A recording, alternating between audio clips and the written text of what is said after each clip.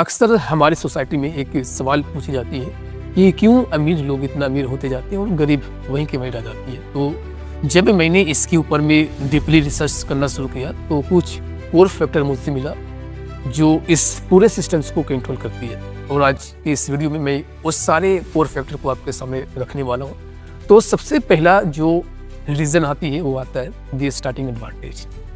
अक्सर बड़ी दौलत ना विरासत नहीं मिलती है, जैसे ज़मीन, घर, बिजनेस या कोई बड़ी स्ट्रॉन्ग कनेक्शन। इसी वजह से एक अमीर घर के बच्चों को ना शुरू से उसे कुछ भी करने की ज़रूरत नहीं होती है। उसको ऑलरेडी एक प्लेटफॉर्म तैयार मिलता है, वो बंदा जब चाहे उसके जरिए पैसा अर्न कर सकता है।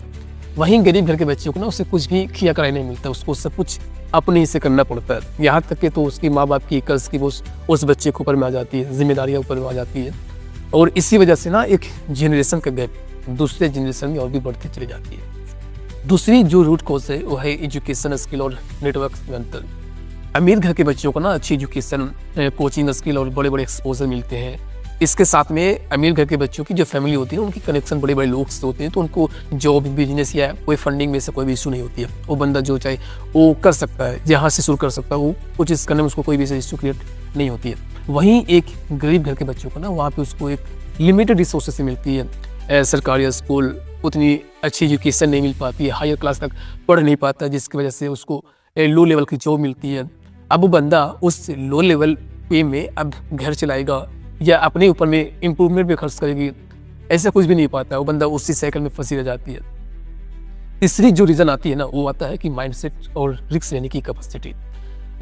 अमीर घर के बच्चों ना आसानी से रिस्क ले सकता है, बिकॉज उसके पास में बैकअप प्लान होती है। अगर वो बंदा उस फील्ड में फेल हो जाता ना तो दोबारा उस चीज़ को ट्राई कर सकता है। इनकेस अगर उसको उसमें ट्राई करने की नहीं मन कर सकता ना तो किसी और चीज़ में वो बंदा ट्राई कर सकता। यानी कि एक अमीर के बच्चों को ना बहुत ऑप्शन होते हैं, बहुत सारे ऑप्शन होते हैं कि वो अलग अलग फील्ड में अपना हाथ पर मार सकता है, नई नई अपॉर्चुनिटीज़ को एक्सप्लोर कर सकता है। लेकिन गरीब घर के बच्चों को ना ऐसा कुछ भी नहीं मिलता। उनको रिस्क लेना ही सबसे बड़ी बात होती है, क्योंकि वहाँ पे ना एक गरीब घर के बच्चों का जो पहला प्रायोरिटी होती है वो होता है कि हमारे फैमिली सेफ रहे। उनको सर्वाइवल ही सबसे बड़ी इंपॉर्टेंट मुद्दा बन जाती है। क्योंकि अगर वो बंदा रिस्क लेता है, इनकेस फेल हो जाता है ना तो उसकी फैमिली पूरी तरह से बर्बाद हो सकती है। इसीलिए गरीब के बच्चा ना एक सेफ ऑप्शन चूज़ करता है, एक फिक्स सैलरी वाली जॉब या कोई छोटी मोटी ऐसी वर्किंग जो वो बंदा उसमें ऐसा लगे कि इसमें ऐसा अगर फेल भी हो जाता हूँ तो इसमें ऐसा कोई बहुत बड़ी चीज़ हमारी लॉस नहीं होने वाली है। और इसी वजह से बंदा उस साइकिल में फंसा रह जाता है।